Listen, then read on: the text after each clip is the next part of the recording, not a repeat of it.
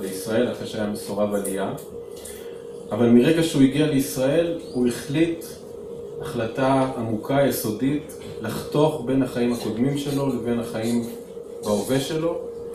ואני ואחי הקטן שנולדנו בישראל, הוא לא הסכים ללמד אותנו רוסית, לא הסכים להכניס הביתה את המנהגים.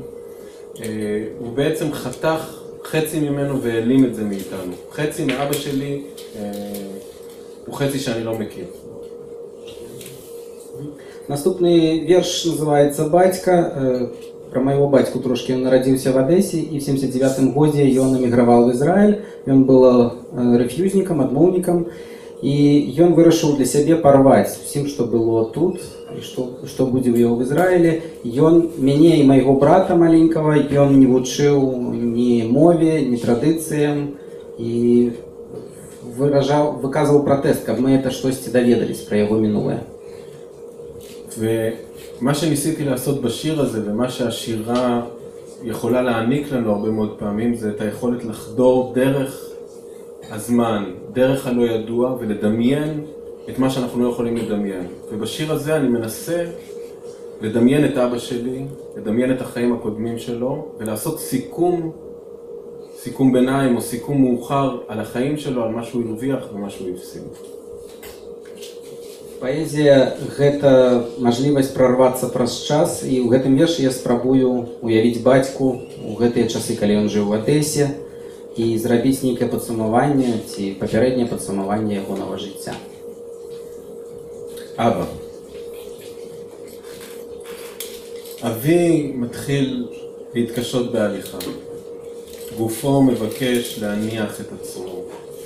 אבל קדחת המחשבות שלו מוסיפה, מה אתה חושב על הנרי מילר?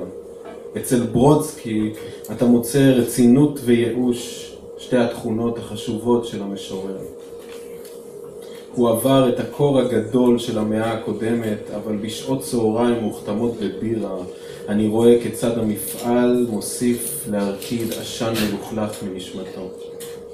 אני כותב עכשיו, הוא אומר, בין 4 ל-6 בבוקר, הוא מחפש פתרונות לכתיבה על מי.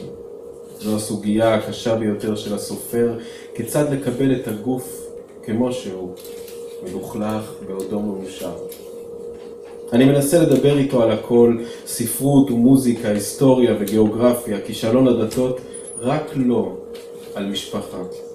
שם הוא פורק את הצרור, הוא מתחיל לשלוף את החנוכיות השבורות, את דלת האשמה החורקת. אבי הולך ומתעייף. הסיכומים מתחילים להיכתב. אני מוסיף אחד משלי, שרדת את זה בגבורה היחידה שאפשרית. חולצה נקייה, לא משנה מה, לחם לילדים, לעולם לא לנקום, לעולם לא לבקש נדבות, לעולם לא להיכנע, גם אם זו המאה ה-20, רשימת הסיכום הגדולה של הטיפשות והפחד. Батька, моему тату уже тяжко ходить, тело не тягне своей поклажи, да лихоманка слову не отпускай. Як табе Генры Міллер. У Бродскага знойдзеш сур'ёзнасць і роспач, дзве найважнейшыя рысы паэта. Бацька прайшоў праз вялікі голад. Бацька прайшоў праз вялікі холад 20 веку, але праз піўную пену дзённых гадзінаў бачу, завод ягонай душы надалей дыміцца. І я пішу, як ён сам з сабой размаўляе о 5-й ночы, вырашаючы вечныя полавыя пытанні. Вось дылема пісьменніка, як падыходзіць да ўласнага цела, такога, якім яно ёсць, бруднага да шчаслівага. Я імкнуся паразмаўляць з ім пра ўсё, пра музыку з літаратуры, гісторыю з геаграфіі, пра хібы сусветных рэлігіяў, толькі не пра сям'ю. Бо тут ён скідае паклажу, выцягвае з багажу ханукальныя свечкі, рыпіць дзвярыма віны. Мой бацька хутка стамляецца, пішучы падсумаванне, а я дадаю сваё. Ты ацалеў, і гэта ўжо гераічна. Неважна, што адбываецца, трэба надзець кашулю чыстую, накарміць дзяцей, ніколі не помсціць, не жабраваць ніколі і не здавацца. Нават калі дажыў да 120. Доўгае падсумаванне дурасці і страху.